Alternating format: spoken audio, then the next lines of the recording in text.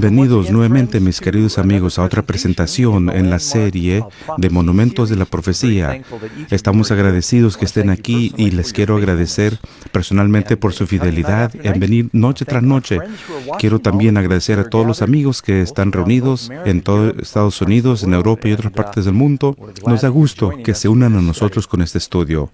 La presentación de esta noche es una que realmente estoy combinando dos estudios en uno, tratando con el tema de profecía de más largo tiempo y el santuario, basado en dos capítulos, en Daniel, el capítulo 8 y también el capítulo 9.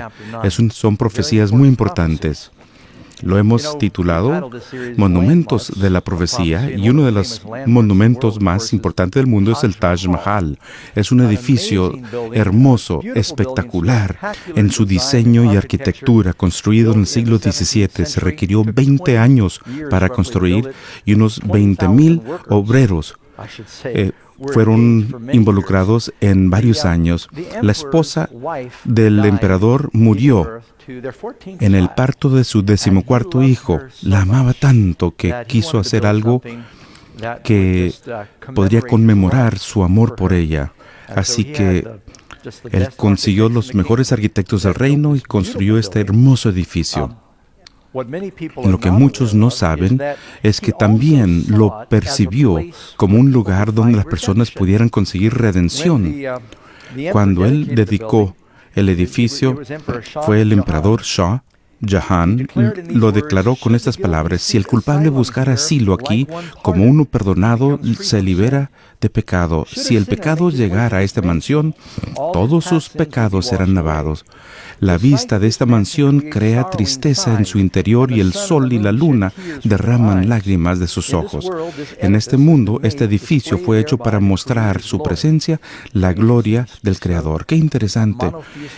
Habla de un Creador monoteísta, y este edificio es un lugar donde alguien puede conseguir un asilo, una ciudad de refugio. Así que no es solamente hermoso, también representaba como un lugar de adoración también dedicado al amor de su esposa.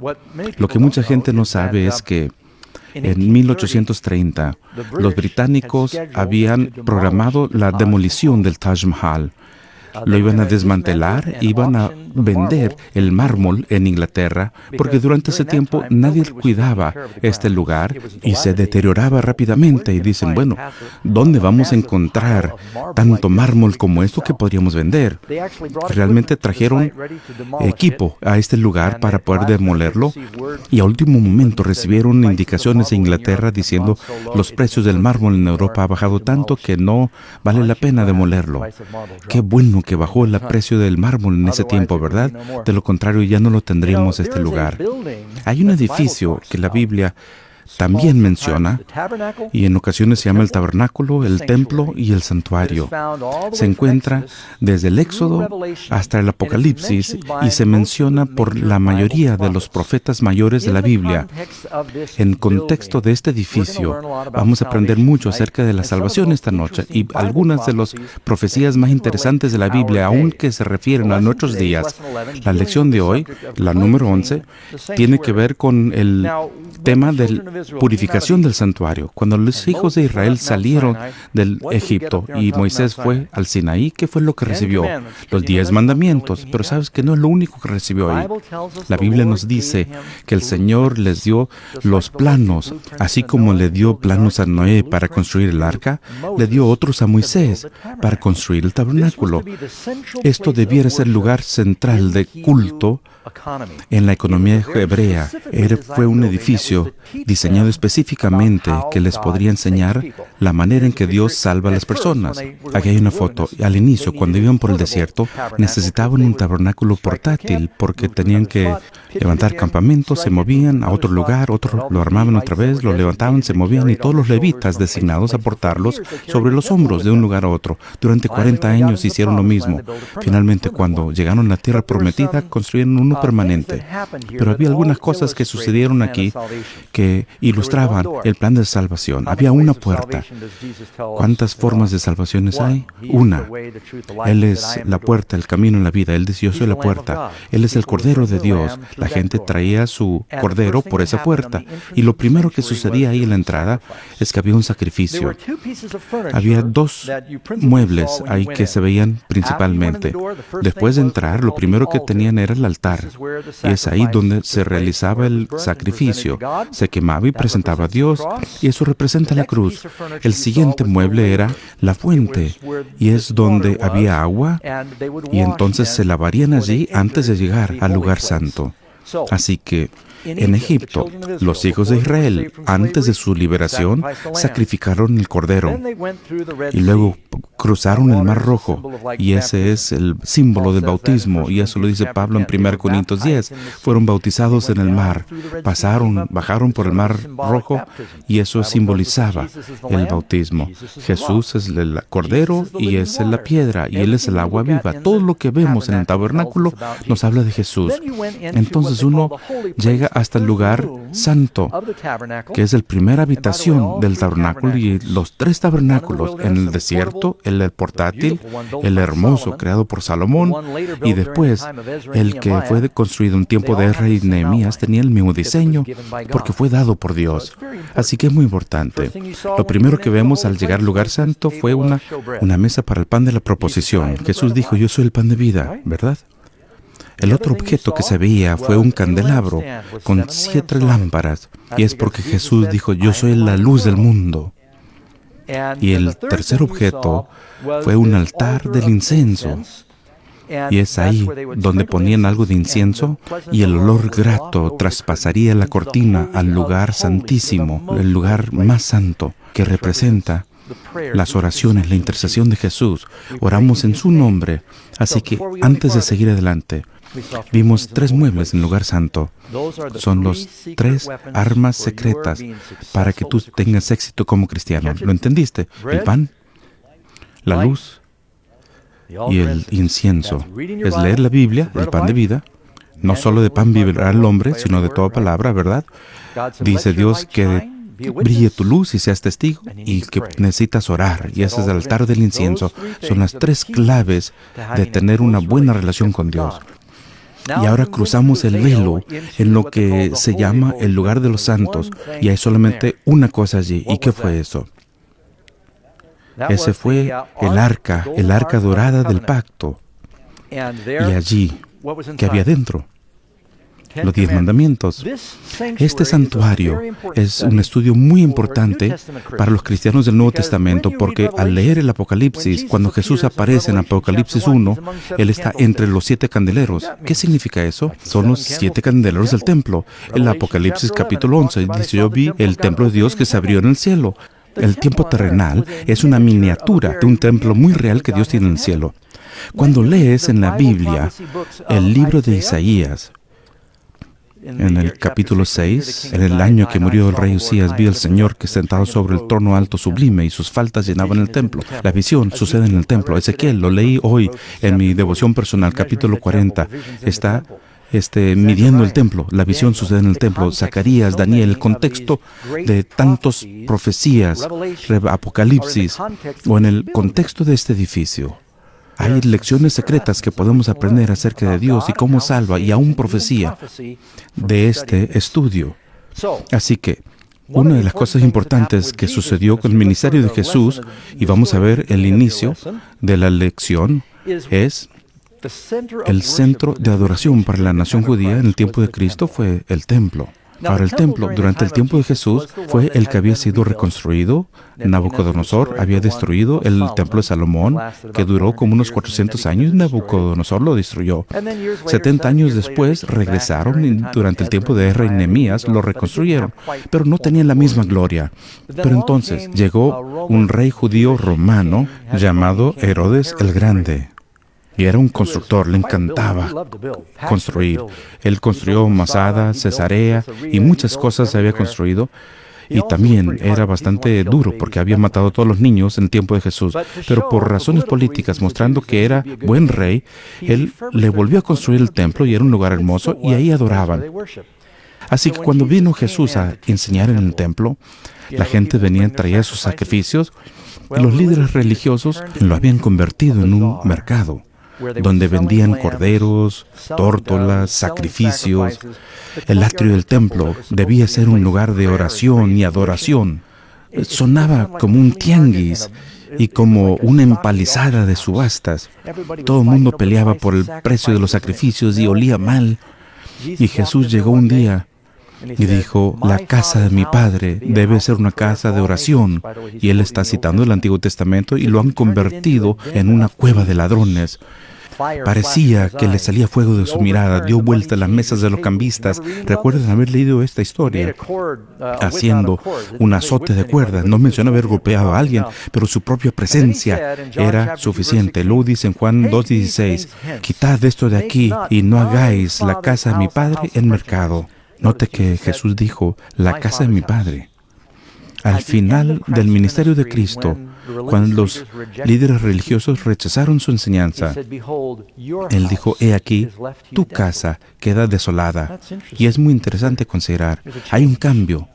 Ahora, veamos la pregunta número 1.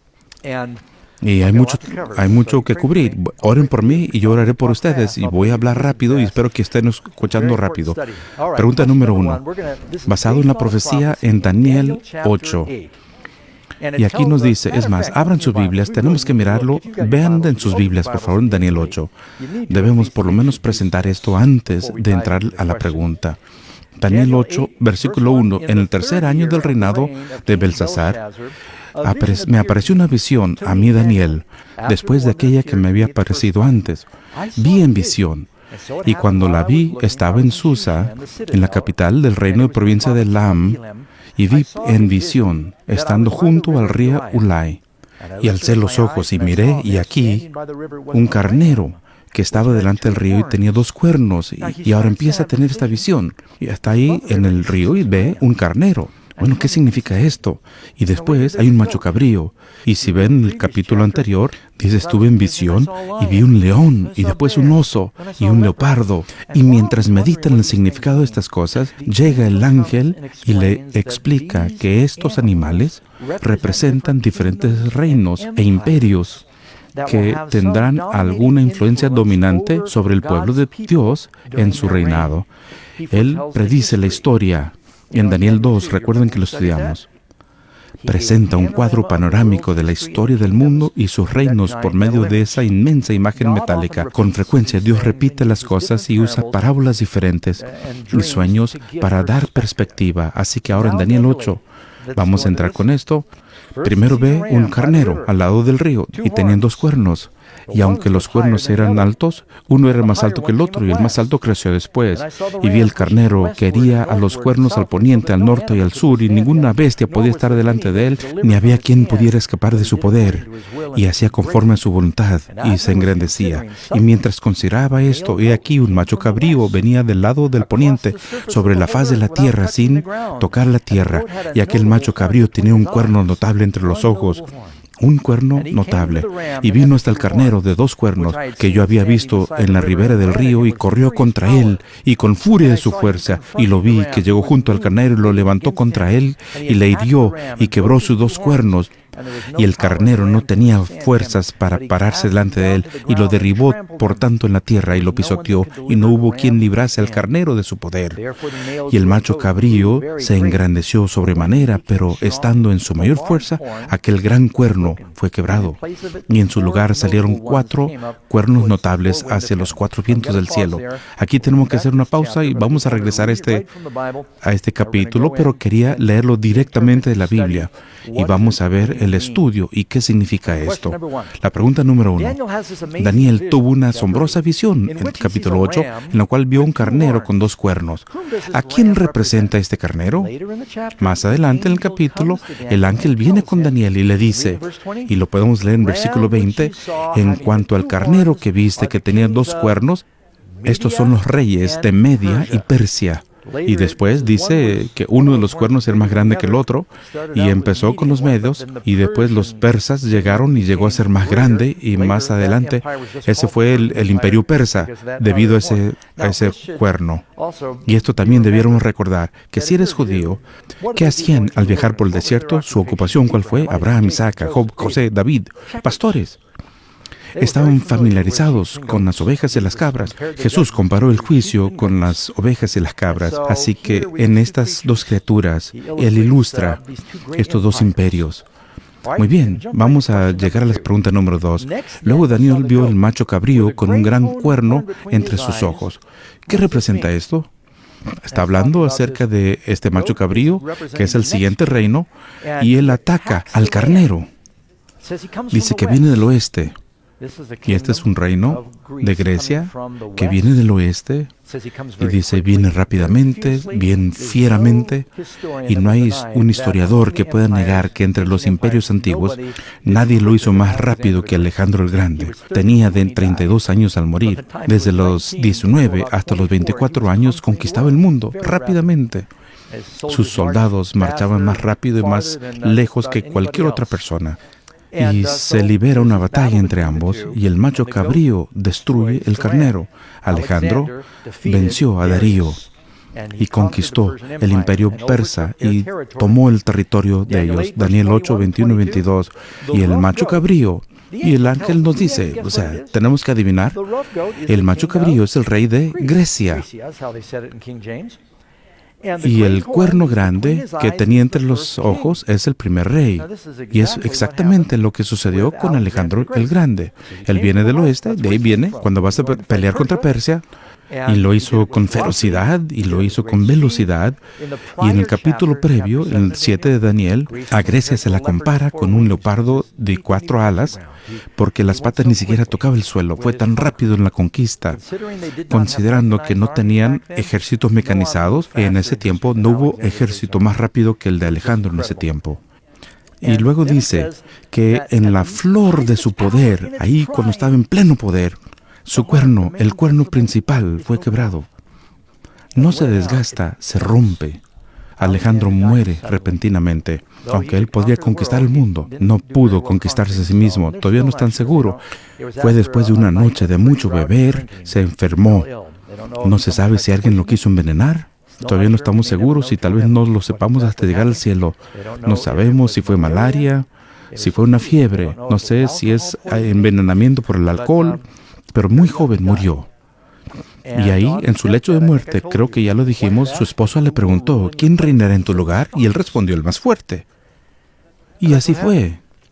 Dice, en su lugar, y lo puedes leer aquí en la siguiente sección, y en cuanto al cuerno fue quebrado, y sucedieron 4 en su lugar. 4 reinos se levantarán en esa nación. Los 4 generales principales de Alejandro se dividieron el reino entre sí mismos en 4 regiones.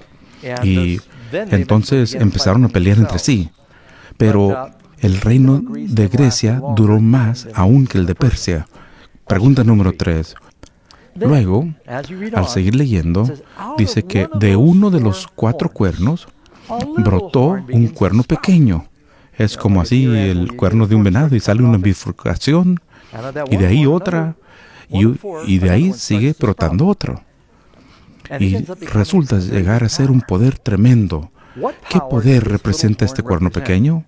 Y pueden ver el cumplimiento de esto en el tiempo de Cristo. ¿Cuál imperio siguió el de Grecia? Roma. Hechos 18:2. Claudio, César, había mandado a todos los judíos saliese de Roma. Él tenía control sobre todo el imperio y él sospechaba mucho de los judíos y dijo que tenían que salir. Así que tenemos aquí este macho cabrío y el poder principal, Alejandro Grande, fue roto, y de ahí surgieron otros 4 divisiones, 4 generales de Alejandro Grande, y un cuerno pequeño empieza a surgir de entre todos estos, y hay algo diferente de este poder. Este poder es uno que queremos notar porque al seguir leyendo llega a ser el poder del anticristo. Leemos en Daniel 7:8. Y aquí este cuerno tenía ojos como de hombre y una boca que hablaba grandes cosas. hay algo diferente aquí. Más adelante dice que es culpable de blasfemia. Son palabras grandes. Habla de, también esto lo menciona en Apocalipsis 17, lo que hace este poder. Apocalipsis 7, 24, Él es diverso o diferente del primero. El primer reino que vimos fue Babilonia, Medo-Persia, Grecia. Fueron las monarquías típicas guiadas por un gobierno. Pero lo que sucedió con Roma, y Roma no solamente fue la monarquía de hierro, en la medida que el imperio romano, guiado por César, comenzó a caer, en su lugar, el poder romano fue sustituido por un poder religioso. Y eso le estoy diciendo lo que pasó históricamente. Si han estudiado quinto y primaria, ya lo vieron. El poder romano se desmoronó gradualmente y la iglesia cristiana creció, pero no quedó como una simple religión, sino llegó a ser un poder político-religioso. Número 4. A Daniel se le dijo que este cuerno pequeño contaminaría el santuario. ¿Cuánto tiempo pasaría hasta que fuera purificado? Ahora vamos a entrar a la profecía de más larga duración de la Biblia.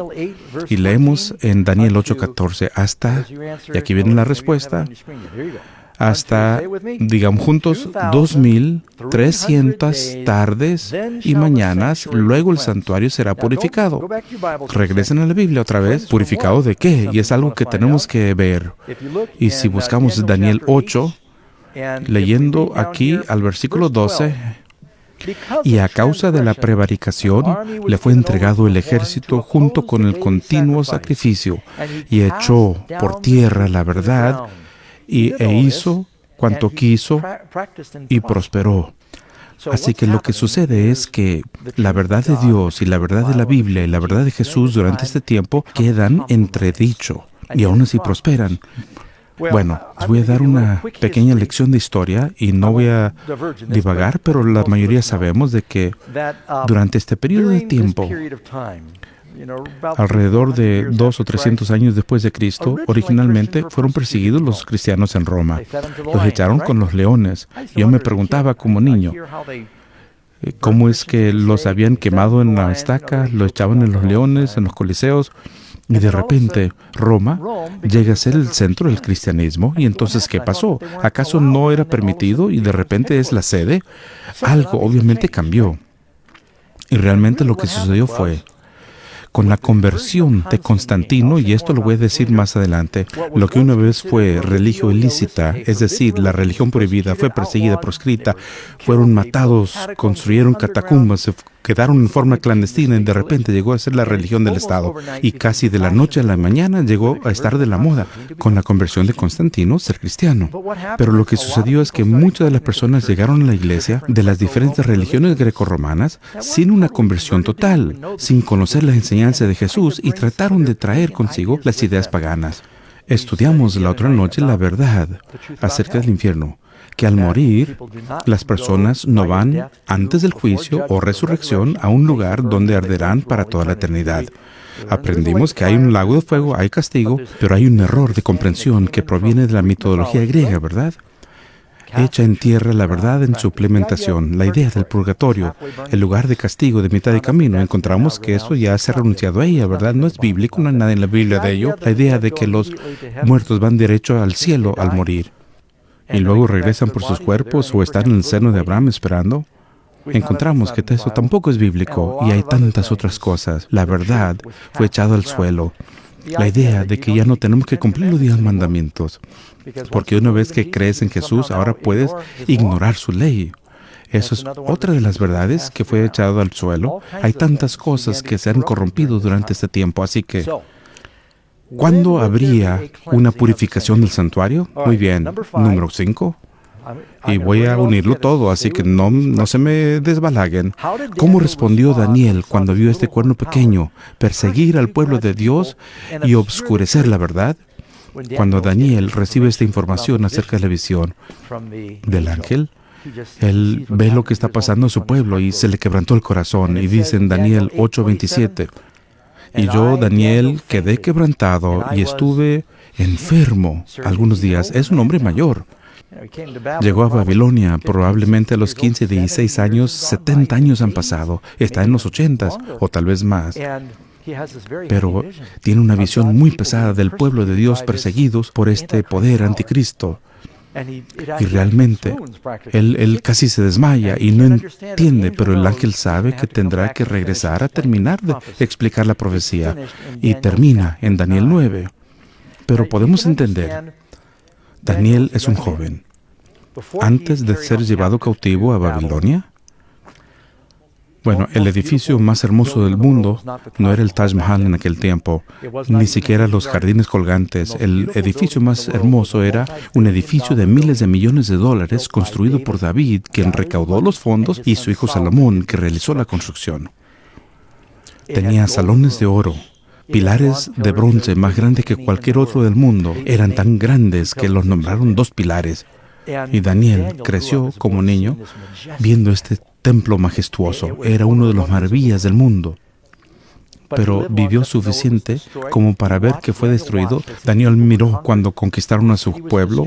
Fue destruido Jerusalén, el lugar que Dios escogió y David había reinado. Fueron llevados de esclavos y muchos perdieron la vida. Y el mayor deseo del corazón de Daniel durante los 70 años que estuvo en Babilonia era: ¿cuándo vendrá el Mesías? ¿Cuándo vendrá el Hijo de David? ¿Cuándo podremos regresar a Jerusalén? Al inicio de Daniel 9, dice en realidad que Daniel leía la Biblia. No tenía la misma Biblia que nosotros, pero él tenía las profecías de Jeremías, de Isaías, David y todos los profetas previos. Daniel leía la profecía de Jeremías. Y dice aquí en el capítulo 9, y se da cuenta que ahí Jeremías dice 70 años y el pueblo de Dios regresará. Y dice: Señor, han pasado los 70 años. ¿Cuándo regresaremos a casa? Ya está aquí el rey de Persia. Y mientras ora, viene con él el ángel Gabriel. Y le dice: Daniel, vengo para darte entendimiento en la visión. Y nuevamente aquí tenemos esto. Y dice: al principio de tus ruegos fue dada la orden y yo he venido a enseñarte, ángel. Y el ángel Gabriel vino a explicar la visión. ¿Cuál visión? La que empezó a tener en el capítulo 8 y desmayó. Así que esta es la que realmente introduce la venida del Mesías, la primera venida de Jesús. Número 6. En el siguiente capítulo, el ángel explica la profecía con mayor detalle. ¿Cuán extenso era este periodo de tiempo no descrito previamente en la visión? Saquen la Biblia y busquen conmigo aquí en Daniel capítulo 9. Vamos a leer versículo 23. Al principio de sus ruegos fue dada la orden y he venido a enseñártela porque tú eres muy amado. Los ángeles son veloces. Al inicio de la oración se envió a Gabriel. Los ángeles no viajan a la velocidad del sonido ni de la luz. Viajan a la velocidad de los ángeles, al del pensamiento. Van rápido, va atravesando todo el cosmos. Al principio de tus ruegos fue dada la orden y yo he venido a enseñártela porque eres muy amado. Y entonces entiende pues la orden y entiende la visión. Ahora no hay visión en el capítulo 9, así que ¿a cuál hace referencia? El que está en el capítulo 8, que no terminó de explicar porque él se desmayó, ¿verdad? 70 semanas están, y aquí estamos en el versículo 24, 70 semanas están determinadas sobre tu pueblo. ¿Quién es el pueblo de Daniel? Los judíos. 70 semanas determinados significa que permanecen para tu pueblo. ¿Para qué? Para introducir el Mesías al mundo. Sobre tu santa ciudad. Para terminar la transgresión y poner fin al pecado. Y el último sacrificio del pecado sería ofrecido y tener reconciliación para la iniquidad y traer la justicia sin fin. Y es Cristo quien lo trae. Y sellar la visión y la profecía y para ungir a los santos de los santos.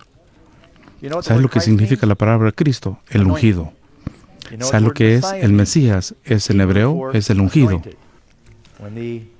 Cuando el profeta Samuel vertió aceite en la cabeza de David, fue ungido con aceite. Cuando Jesús fue ungido, fue con el Espíritu Santo y llegó a ser el ungido de Dios. Es cuando Dios se hizo hombre. Así que dijo, 70 semanas fueron determinadas para todas estas cosas que se iban a cumplir. Sabed y comprended. Y ahora, aquí está el punto de inicio de todas las profecías. Versículo 25. Sabe pues y entiende que desde la salida de la orden para restaurar y edificar a Jerusalén hasta el Mesías príncipe, habrá 7 semanas y 62 semanas. Es un total de 69. Y se volverá a edificar la plaza y el muro en tiempos angustiosos. Y es lo que pasó en tiempo de Nehemías. Se reconstruyeron los muros en tiempos angustiosos. Y después de 62 semanas se quitará la vida al Mesías, y más no por sí. Y el pueblo de un príncipe que ha de venir destruirá la ciudad y el santuario, y su fin será con inundación. Hasta el fin de la guerra durará la devastación. Jesús habla de la abominación que hace la desolación.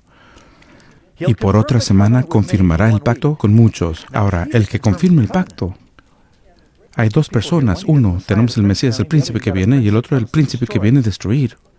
27. Regresa al Mesías otra vez, al príncipe, y por otra semana confirmará el pacto con muchos, y a mitad de semana hará cesar el sacrificio y ofrenda. Y después, con la muchedumbre de las abominaciones, vendrá el desolador, hasta que venga la consumación y será derramado sobre el desolador. Así que debemos comprender que, como dijo Jesús en Mateo 24, la segunda venida, Jesús habla de la abominación de la desolación, y él dice, escrito por Daniel el profeta, que aquel que lee, que entienda. Jesús nos está diciendo a nosotros, lean y comprendan. ¿Ok? Así que esta es la profecía a la cual les hacía referencia en Mateo 24 que debiéramos comprender. Ya lo leímos, ahora regresemos aquí a la pantalla en el siguiente capítulo. Capítulo 9. El ángel explica la profecía del capítulo 8 en mayor detalle. ¿Cuánto fue el periodo de tiempo descrito previamente en la visión? Lo podemos leer en Daniel 9:24 y dice, ¿cuánto? 70 semanas están determinadas sobre tu pueblo y sobre la santa ciudad para sellar la visión y la profecía. Ahora, ¿cuántos días en la semana? 7. Siempre ha sido así. ¿Y cuántos días hay en 70 semanas entonces? 7 por 7 es 49. Sería 490, ¿verdad? Pero en la profecía, un día es igual a un año, y voy a mostrarle algunos textos que lo dicen. Así que Dios le dice a Daniel que hay 490 años proféticos que se le dará al pueblo para cumplir su misión principal, y esto es introducir al Mesías. Dios le dijo a Abraham, a través de tu simiente, el mundo entero será bendecido. ¿Y cómo lo podemos hacer a través de su simiente? Es por Jesús, ¿verdad? Así que número 7. ¿Cuál fue el punto de partida para la profecía de los 2300 días y la profecía de las 70 semanas? Aquí lo vamos a detener en Daniel 9:25. Sabe pues y entiende que desde la salida de la orden para restaurar y edificar a Jerusalén hasta el Mesías príncipe, desde este punto a este otro habrá 7 semanas y 3 veintenas y 2 semanas. Muy bien. 3 veintenas y 2 son 62, ¿verdad? Es una veintena, son 20. 62 más 7 es igual a ¿cuánto? 69. Así que nos falta una semana. Y nos dice lo que pasa a mitad de esa semana cuando Él hace el sacrificio. Así que lo desglaso así porque hay un periodo de 7 semanas y construir el muro y la plaza. Luego vienen otras 69 semanas y al final de ese periodo de 69 semanas dice que el Mesías sería ungido y comenzaría su ministerio. Así que hasta el Mesías, el príncipe, 7 semanas y 3 veintenas y 2 semanas. El punto de partida es el momento de la proclamación del edicto para construir a Jerusalén. ¿Podemos saber de todos los registros polvorientos de la historia cuándo sucedió esto? Buenas nuevas. Ahí está en la Biblia. Ahí tenemos en Esdras 7:7. ¿Eso lo puedes recordar? Esdras 7:7, el decreto de Artajerjes. Ese es un nombre divertido, Artajerjes. Suena como un curso universitario especial. Estoy estudiando Artajerjes. Ese rey dio un decreto que les permitió regresar. Fue el más prominente de esta variedad de decretos que decía que podrían reconstruir la ciudad y los muros y el templo, y sucedió en el año 450 años antes de Cristo. Es una fecha muy establecida en la historia. Así que tenemos el punto de inicio, 457. Y ahora será 69 semanas hasta que inicia el ministerio, el Mesías. Primero las 7 semanas donde construían los muros y la plaza, después vendrían otras 62 semanas, son 69. Y cuando estás interpretando la profecía bíblica, ¿cuál es el principio que debes usar? Un día es igual a un año. Eso lo podemos leer en varios versículos en Ezequiel 4:6. Día por año te lo he dado. Y puedes ver en Números 14:34, un año por cada día. Aún Jesús lo dijo. Un día vinieron con él, creo que fue en Lucas 13, Y le dijeron, ten cuidado, Jesús, a Juan Bautista lo han arrestado. Esto fue unos 6 meses ya adentrado en su ministerio. Y él le dijo, ve y dile a aquel zorro que enseño, sano y expulso demonios. Lo haré hoy, mañana, y al tercer día seré perfeccionado. Jesús no enseñó 3 días más, Él enseñó 3 años más, pero Él hizo una profecía y Él utilizó el principio de día por año. Así que al interpretar estas profecías es la única forma que uno lo podría hacer. Número 8. El ángel dijo que si has de contar 69 semanas a partir de la 457 a.C., podrías llegar hasta el Mesías príncipe. ¿Ocurrió esto? Y yo dije, mira, cuando yo estuve ahí en la cueva, leí esto y me emocioné tanto, me di cuenta cuán verdad era la profecía y realmente me paré y ahí estaba solo y empecé a pegar de brincos dando gracias a Dios. Y mira nomás, es exactamente como Él dijo, mira, ¿por qué es que la gente no cree la Biblia? Y eso sucedió. Si tomas en cuenta en la profecía un día equivale a un año, si cuentas 483 años desde el 457 a.C., llegas hasta el bautismo de Jesús en el 27 de nuestra era. Mateo 1, 22 y 23.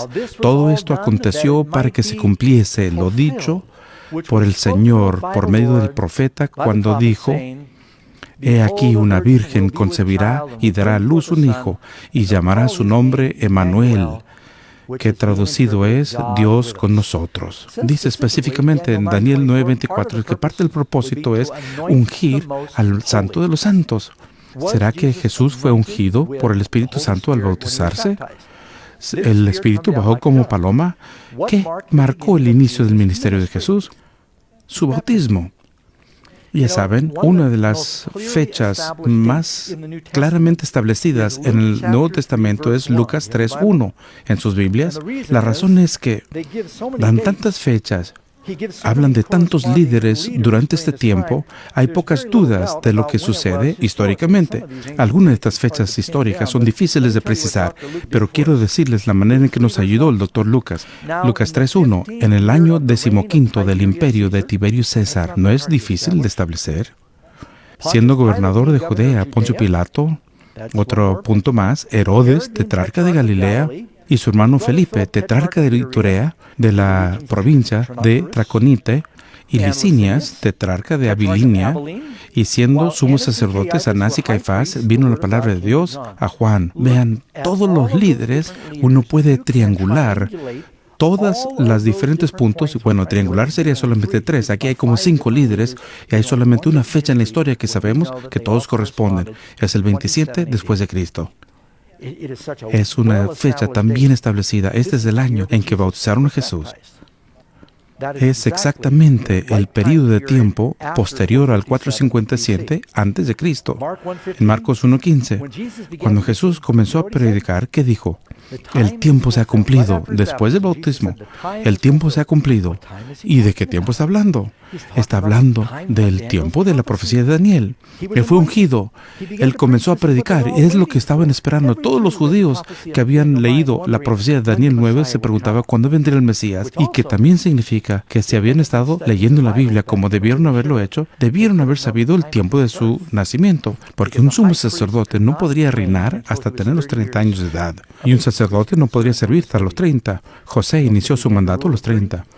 David comenzó a reinar a los 30 y los sacerdotes hasta los 30. Podrían haber pensado que el Mesías iniciaría su ministerio a los 30 años y es ahí cuando se bautizó Jesús. ¿Lo sabías? Cuando Jesús comenzó a tener 30 años de edad, también en Lucas. Todo lo que tienen que hacer es contar hacia atrás del momento de la unción y decir, bueno, aquí es cuando nació. Así que tenemos un par de gráficas que presentaremos para repasar lo que hemos estudiado. Primero, sabemos que de 457 tenemos 69 semanas, que eso serían 483 años hasta el momento de su bautismo y esto sería el 27 después de Cristo. Sucedió justo a tiempo. Y luego nos dice que esto es cuando inició el decreto con Artajerjes y hasta el momento de la unción de Cristo comienza su ministerio y su trabajo público, pero hay una semana más. ¿Notan? Dice 70 semanas serán determinadas para el pueblo. Y aquí tenemos 67 semanas. ¿Qué pasa con la última semana? Dice que por una semana confirmará el pacto con su pueblo.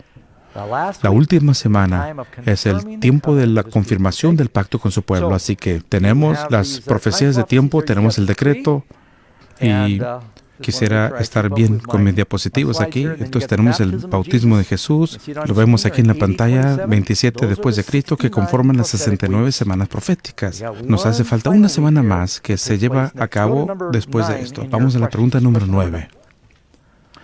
¿Qué era lo siguiente que ocurriría en la profecía? Y lo podemos leer allí en Daniel 9, versículo 26 y 27. Y después de las 62 semanas se quitará la vida al Mesías, mas no por sí. Entonces, ¿para quién fue? Para ti, para mí. Fue cortado de la tierra de los vivos. Jesús entregó su vida en la flor de su juventud, murió por nosotros. Después de eso, el Mesías sería cortado. ¿Sabes? Esto es algo que muchos de los líderes religiosos no comprendían y lucharon con ello, porque deseaban un Mesías que viniera a ejercer su poder, una combinación del rey David y Sansón, y derrotar a los romanos y convertirlos en un imperio mundial. Tener un Mesías que venga a morir como cordero no encajaba bien con lo que ellos soñaban y esperaban. Y sigue diciendo, y confirmará el pacto con muchos por una semana. Y a la mitad de la semana hará cesar el sacrificio y la ofrenda. Muy bien. Quiero hacer una pausa aquí rápidamente. ¿Tienen las Biblias? No se lo pierdan. Esto es algo muy importante. Vamos a ver el libro de Hebreos 2, el Nuevo Testamento, Hebreos 2, y versículo 3. ¿Cómo escaparemos nosotros si descuidamos una salvación tan grande, cual habiendo sido anunciada primeramente por el Señor durante 3 años y medio, el ministerio de Jesús, y fue confirmada por los que oyeron? Cristo, y les voy a decir lo que le voy a decir. Entonces le voy a decir lo que les dije. Yo sé que este es un estudio profundo y mucho material. Tenemos una profecía de 490 años, ¿lo entiendes? El Señor lo desglosa en 3 secciones. En primer lugar, dice que hay 7 semanas, 49 años, construyendo el muro y la plaza en tiempos de problemas. Es cuando se restablecieron la tierra prometida. Y luego otras 62 semanas de esos 490 años han pasado, y eso nos hace llegar al 70 después de Cristo, y es ahí donde sería ungido el Mesías. Y aquí nos falta una semana. Es ungido el Mesías, pero Jesús no predica 7 años, solamente la mitad. Él predica 3 años y medio. Y entonces es cortado a mitad de última semana, que nos alcanza hasta la 34 después de Cristo. Cristo muere el 31. Yo voy a entrenar a mis 12 apóstoles, voy a predicar. Y le dice, cuando yo me voy, dice a los apóstoles, como el Padre me ha enviado, yo también a ustedes los envío. Pero escuchen esto. Jesús no dijo, ve al mundo primero. Es más, Él dijo, no vayan a ninguna parte.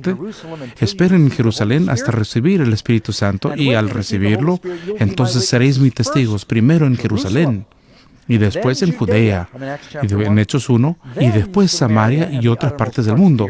Cuando Cristo los envió a predicar después de su resurrección, les dijo, no vayan al lugar de los gentiles, pero más bien a las ovejas perdidas de la casa de Israel. Él quería terminar de confirmar el pacto con su propio pueblo primero. A menudo oigo decir a las personas que los judíos fueron el problema con el cristianismo, y realmente eso es un error, porque toda la iglesia temprana fue judía.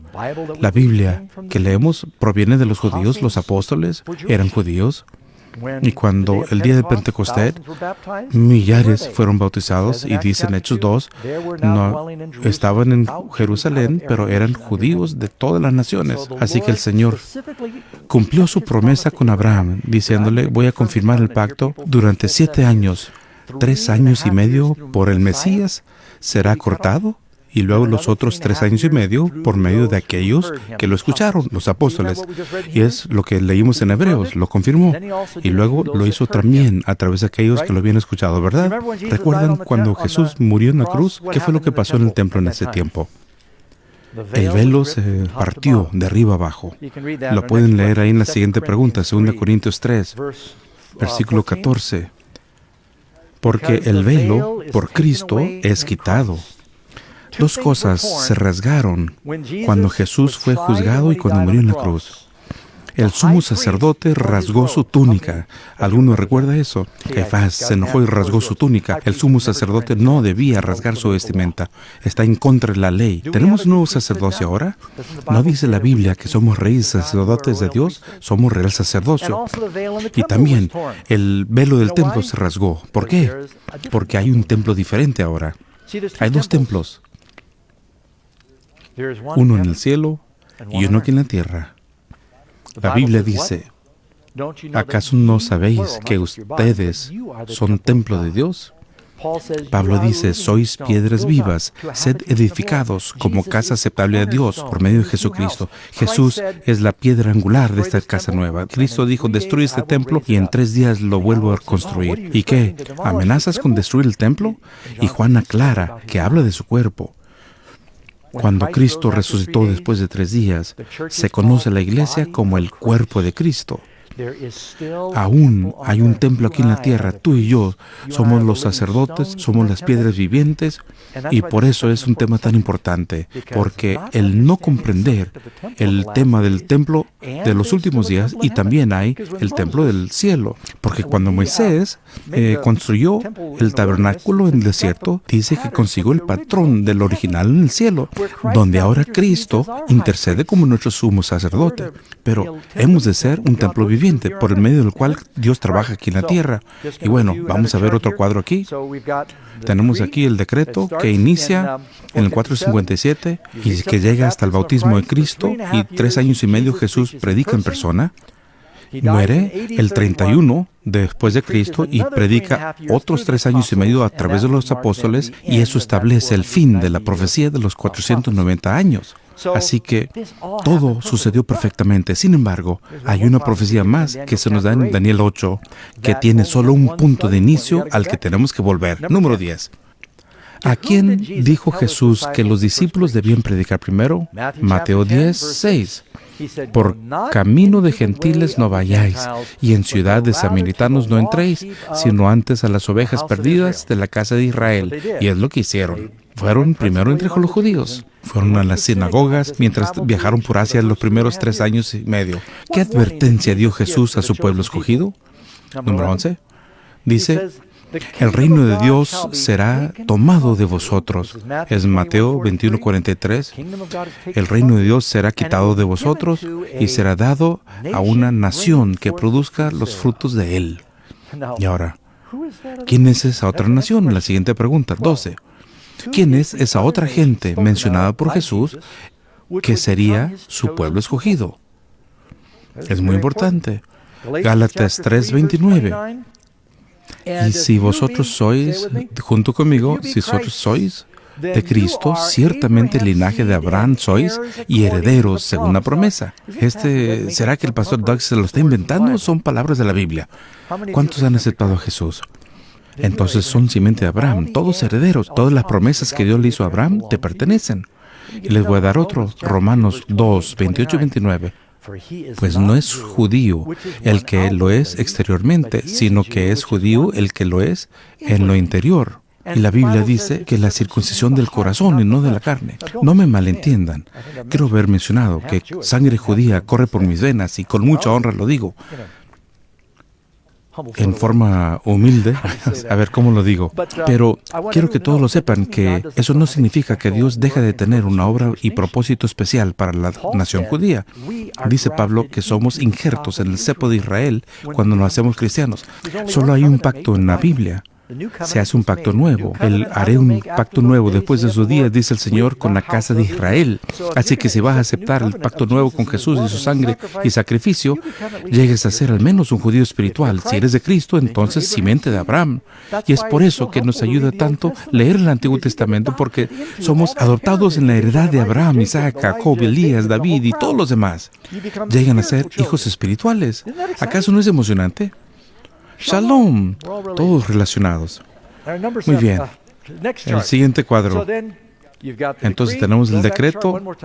Este es una vez más y lo vamos a terminar aquí. Vamos a ver a parte de abajo. Tenemos las primeras 69 semanas. El bautismo de Jesús, 3 años y medio, predica en persona. 3 años y medio y predica a través de los apóstoles, y al final de eso, en 34 después de Cristo, algo pasa. ¿Qué pasa? Veamos en Hechos 7. En Hechos 7, Esteban es el primer mártir de la iglesia cristiana. Y después de ser juzgado falsamente por las mismas personas que juzgaron a Jesús, les contó el evangelio maravilloso que Pedro había predicado en Pentecostés, unos 3 años y medio antes. Pero en vez de arrepentirse y decir qué debemos hacer para ser salvos, la Suprema Corte, los líderes, los representantes de la nación, se taparon los oídos, rechinaron los dientes y no lo quisieron oír.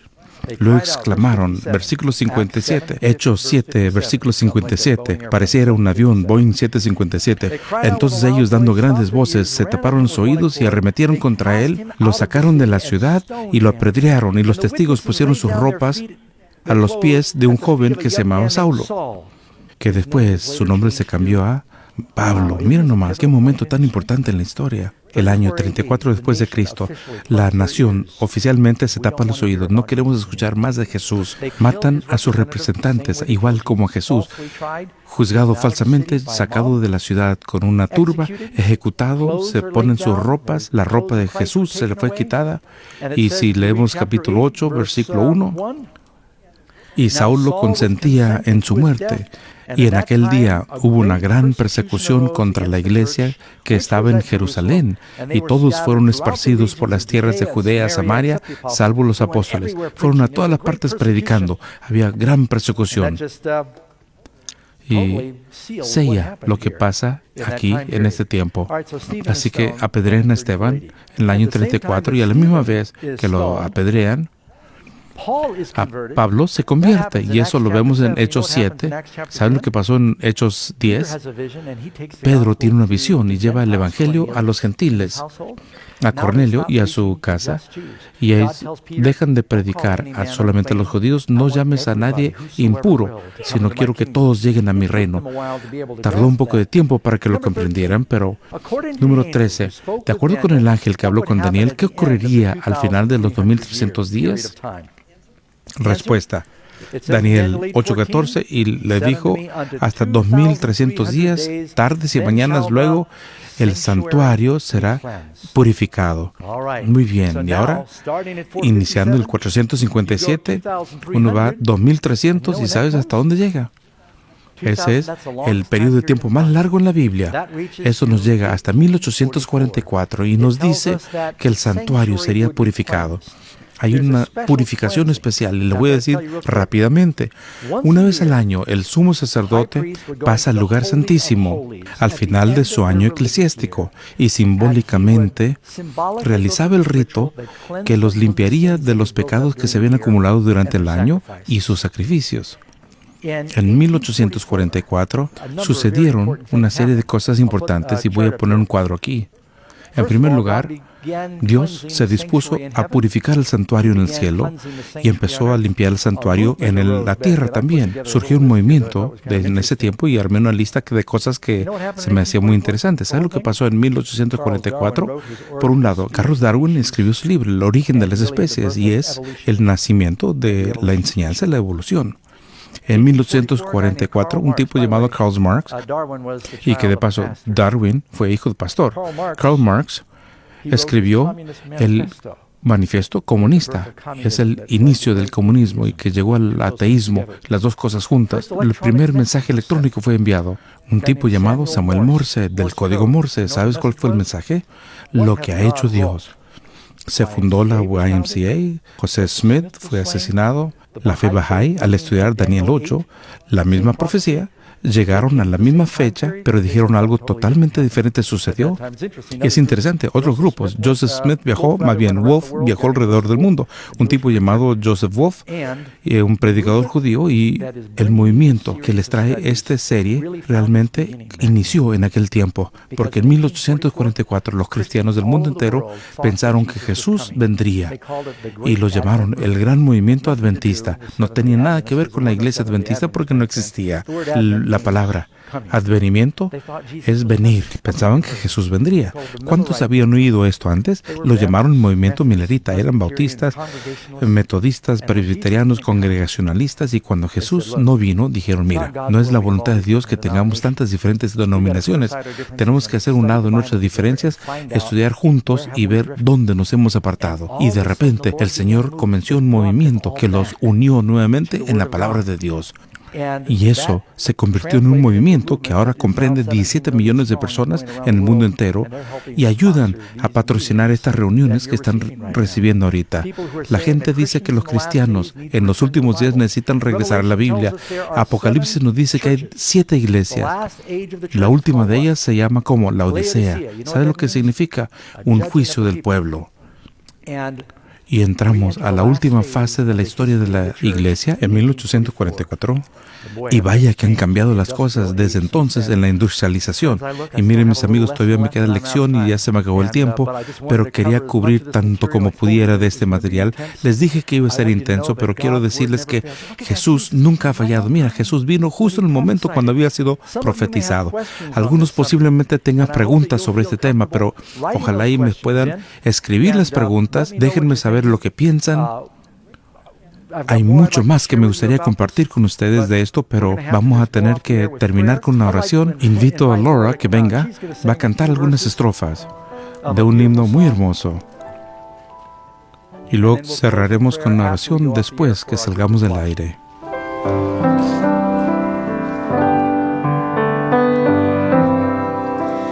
Lord Jesus, I long to be perfectly whole.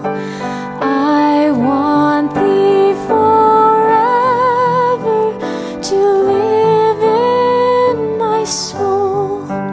Break down every idol, cast out every foe. Now wash me and I shall be whiter than snow. Mis amigos, el propósito de este mensaje, el propósito entero es que nos involucremos en la purificación que sucedió en el santuario. Es donde se lavó el pecado. ¿Quieres esa experiencia? Es mi oración. Si Jesús vino a tiempo la primera vez, así como lo profetizó, y dijo, vendré otra vez, y creemos en su palabra, amén. Pidámosle que nos ayude a estar listos. Amén.